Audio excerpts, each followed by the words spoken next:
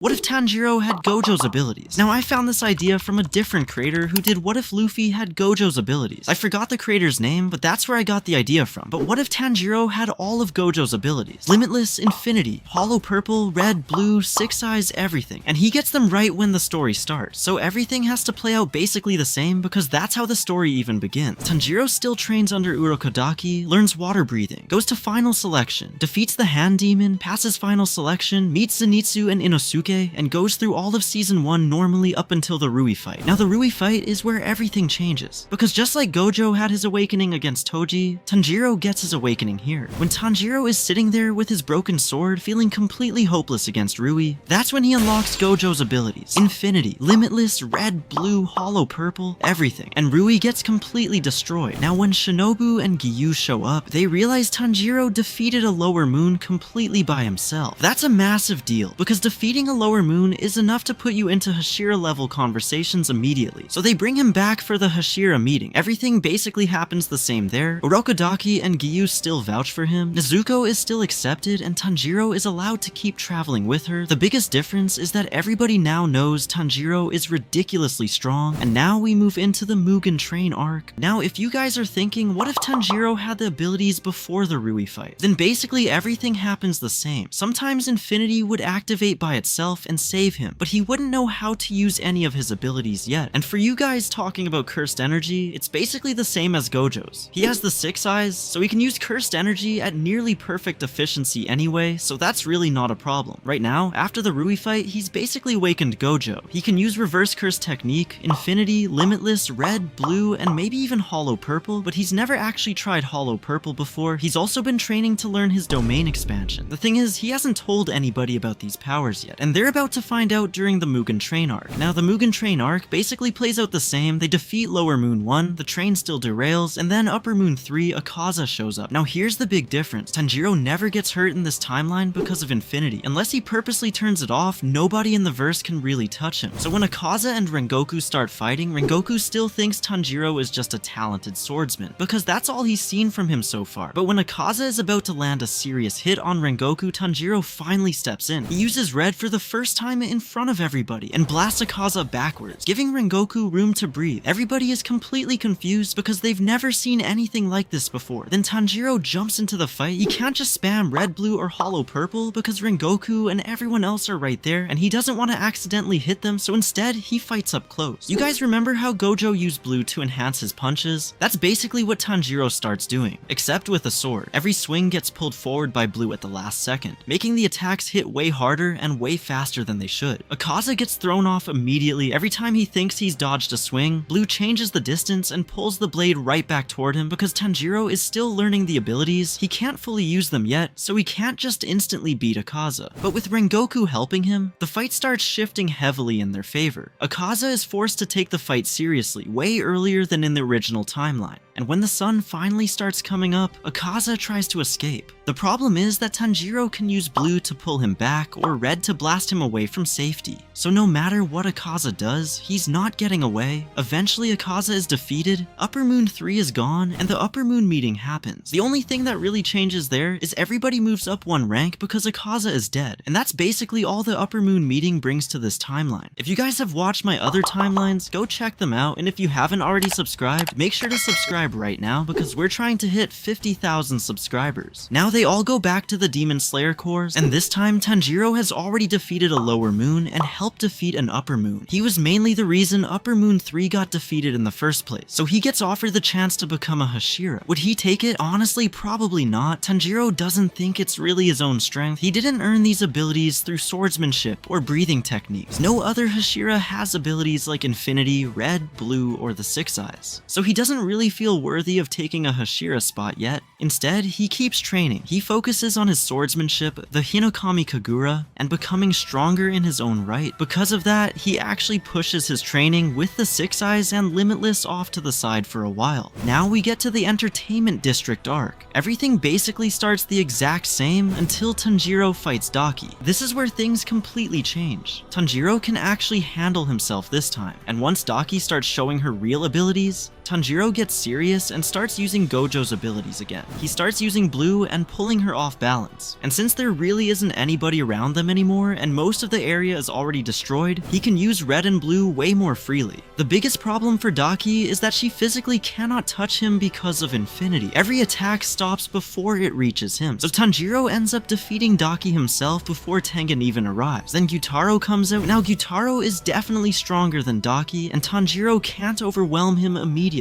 But Gyutaro still can't actually hit Tanjiro because of infinity. Then Tengen, Inosuke, and Zenitsu finally arrive. This means the whole thing where Tanjiro runs out of breath and Nezuko has to save him never happens. Tanjiro already handled Daki and now they're all focused on Gyutaro. Tanjiro starts fighting alongside Tengen and honestly he's almost faster than Tengen because of blue letting him move around the battlefield so quickly. He starts using blue with his sword to throw off Gyutaro's movements and create openings for Tengen, and unlike the original timeline, Tanjiro never gets poisoned. But there is one problem, his stamina. Because he hasn't really trained with Gojo's abilities that much, he starts getting drained, so he has to make a choice. Does he keep using blue to boost his attack, or does he keep infinity active so Gyutaro can't hit him? He decides to stop using blue as much and focus most of his energy into infinity, because that's his main defense. Even then, he's still a great swordsman and still helps Tengen pressure Gyutaro. Meanwhile, Inosuke and Zenitsu deal with Daki. Eventually, both demons are defeated. Upper Moon 6 is gone. Nezuko still uses her blood demon art to cure everybody from the poison, so everything ends well. Tanjiro is completely safe, but he learns a really important lesson from this fight. He realizes that just having Gojo's abilities isn't enough. If he doesn't train them properly, he's always going to run into stamina problems. He doesn't want to be forced to choose between infinity, blue, red, hollow purple, or the six eyes ever again. So after this arc, Tanjiro makes sure to start seriously training Gojo's abilities alongside his swordsmanship, and that becomes a huge turning point in this timeline. So after the Entertainment District arc, Tanjiro starts realizing something. Every time he uses blue through his sword, it puts a massive strain on the blade itself. The sword just wasn't made to handle that kind of power, so he puts in a custom order for a stronger Nichiren blade, one made with a stronger mixture of metal that can withstand blue and the force he puts through it. And that's actually the perfect reason for him to go to the Swordsmith village. The problem isn't that his blacksmith refuses to make him a sword this time. The problem is that his blacksmith doesn't even know if a sword like that can be made. So Tanjiro heads there personally to see if there's a way to forge a stronger blade. And later on, that's what makes Yoichi's original sword so important, because it was made from a much stronger material than modern Nichiren blades. Now the Swordsmith village arc basically starts the same. Tanjiro still trains with the Yoichi doll, he still meets Mitsuri, Muchiro, and Genya. Everything plays out normally up until Upper Moon 4 appears and blasts Muchiro away. Now this is where things change. Tanjiro immediately tells everybody to stand back. Of course, Genya ignores that completely and rushes forward anyway. Tanjiro quickly grabs him and teleports him away from danger, just like Gojo did with Yuji against Jogo. Then Tanjiro decides to try something he's never attempted before in a real fight. He tells Genya and Nezuko to go find the main body. Meanwhile, he'll handle the clones. Tanjiro launches himself into the air and fires a blue and a red toward the emotion clones. Then he says, alright, let's try this. For the first time against a major enemy, Tanjiro unleashes hollow purple. The attack tears straight through the battlefield and completely destroys the emotion clones. The problem is that Upper Moon 4 immediately realizes how dangerous Tanjiro is. So instead of staying separated, the clones combine much earlier and form the final emotion clone. Now Tanjiro is forced into a real fight, but unlike the original timeline, he spent months training his abilities after the Entertainment District arc. His stamina is way better, his control over blue and red is way better, and his sword is much stronger than before. So he starts fighting the final emotion clone completely by himself. Using blue to pull his attacks forward and red to create openings, he overwhelms the clone and keeps it locked down. Meanwhile, Genya and Nezuko are searching for the real body. The problem is Genya still can't finish it off by himself. That's when Mitsuri arrives. Instead of helping against the final emotion clone, she goes straight to help Genya track down and defeat the main body. So while Tanjiro is holding off the final emotion clone, Mitsuri helps finish the real Upper Moon 4. Nezuko still becomes immune to sunlight, Muchiro still defeats Upper Moon 5 and unlocks his Demon Slayer mark, and because Tanjiro handled most of the fighting himself, nobody gets nearly as injured as they did in the original timeline. By the end of the Swordsmith village arc, Tanjiro has mastered his stronger sword, improved his control over Gojo's abilities, and the entire group is in much better condition heading into the Hashira training arc. Now we get to the Hashira training arc. Okay, the only thing that really changes in the Hashira training arc is that Rengoku takes Muchiro's training spot. Since Rengoku already has experience teaching swordsmen and training people like Mitsuri, he's honestly a better fit for that role anyway. So Muchiro gets more time to train himself while Rengoku handles the swordsmanship training for the Demon Slayer Corps. Other than that, the Hashira training arc basically stays the same. Now the Ubuyashiki family head sacrifices himself for the Demon Slayer Corps in an attempt to kill Muzan. The plan fails and everybody gets dropped into the Infinity Castle. Now this is where everything completely changes. Because of the 6 eyes, Tanjiro can basically see everything happening around the battlefield. So instead of wandering around the Infinity Castle like everybody else, he immediately starts teleporting people to the fights they need to be in. He sends Sanemi, Gyomei, Shinobu, Kanao, and Inosuke to fight Doma, and Tanjiro decides to take Kokushibo completely by himself. Before we get into that fight, let's cover the side battles. Zenitsu still fights Kaigaku and wins with 7th form. Now for Doma, we have Gyomei, the strongest Hashira. We have Sanemi, the 2nd strongest Hashira. We have Shinobu, one of the fastest Hashira, and we also have Kanao and Inosuke. There's absolutely no way Doma wins that fight. They overwhelm him from every direction and finally take down Upper Moon too. Meanwhile, Mitsuri, Obanai, and Yushiro take control of the Infinity Castle. Now Tanjiro finally arrives at Kokushibo, and honestly, he barely uses Hinokami Kagura at all. He goes almost entirely with Gojo's abilities. The moment he arrives, he tells everybody else to stay away because the fight is too dangerous. Then, just like Gojo entering Shinjuku against Sukuna, Tanjiro opens the fight with a massive hollow purple. Kokushibo barely avoids getting completely erased and immediately realizes he's facing something beyond anything he's ever seen before. The fight becomes insane. Tanjiro keeps Infinity active the entire time because he doesn't want to risk getting hit by Kokushibo's moon breathing. Using blue with his sword, teleportation, and the 6 eyes, he starts matching Kokushibo blow for blow. Every attack Kokushibo throws gets analyzed, every movement gets read, every opening gets punished, even Kokushibo's final form isn't enough. Eventually, Tanjiro overwhelms him and defeats Upper Moon one completely by himself. Kokushibo remembers his brother one final time and finally accepts defeat. Now Muzan notices that Nakime is being controlled. Realizing the Demon Slayer Corps has effectively taken over the Infinity Castle, he immediately kills her. Yushiro barely manages to keep control long enough to get everybody out, and just like that, every surviving Demon Slayer gets pulled out of the Infinity Castle and into the Sundown Countdown arc. Now when Tanjiro arrives at the battlefield, he has absolutely no injuries at all. He looks around and sees most of the Hashira are badly injured from their Upper Moon fight. Even though they still want to fight Muzan, Tanjiro tells them to get treatment immediately. Using teleportation, he sends the heavily injured Hashira away so they can survive. Then he looks at the remaining Hashira that are still healthy enough to fight. But even then, he tells them to stay back. Tanjiro says he fights better alone. His abilities are way too destructive, and now that the Demon Slayer Corps has already evacuated all the civilian, he doesn't have to hold back anymore, so Tanjiro walks forward to face Muzan by himself, and honestly, Muzan has no answer for him. Every time Muzan tries to rush him, Infinity blocks the attack. Every time Muzan tries to create distance, Tanjiro uses blue to pull him back. Every time Muzan tries to unleash one of his massive attacks, Tanjiro counters it with red, and whenever Muzan tries to escape the battlefield entirely, Tanjiro simply teleports after him. The fight basically turns into Muzan trying everything he possibly can, while Tanjiro slowly wears him down. Tanjiro starts firing hollow purple whenever he gets an opening. Muzan is forced to constantly regenerate just to stay alive, and even if Tanjiro gets hit somehow, he can immediately heal himself with reverse curse technique. At that point, the battle isn't about defeating Muzan instantly, it's about surviving until sunrise. And that's exactly what Tanjiro does. He keeps pressuring Muzan over and over again until the sun finally starts rising. Muzan desperately tries to run, Tanjiro uses blue to drag him back. Muzan tries one final attack, Tanjiro shuts it down, and then the sunlight finally reaches him. Muzan burns away and dies for good. Tanjiro never becomes the Demon King because Muzan never gets the chance to infect him. The battle ends right there now because Tanjiro has Gojo's abilities. There's a chance the Demon Slayer Mark Curse doesn't affect him the same way. Between the 6 eyes, reverse curse technique, and his constant healing, he could potentially live past 25. But the other Hashira who awakened their Demon Slayer mark still have to deal with that curse. So people like Giyu, Mitsuri, Muchiro, Rengoku, and the others would still eventually face that fate. Yomei still passes away later because of everything his body went through during the final battle. But overall, far more Hashira survive in this timeline than in the original story. Tanjiro ends up becoming by far the strongest character in the entire Demon Slayer verse. And with Muzan gone, everybody finally gets the peaceful future they fought for. I hope you guys guys really like this video, make sure to like and subscribe because we're trying to hit 50,000 subscribers, and make sure to click on what if Yoriichi was reborn as Tanjiro on your screen right now. I'll see you guys in the next one.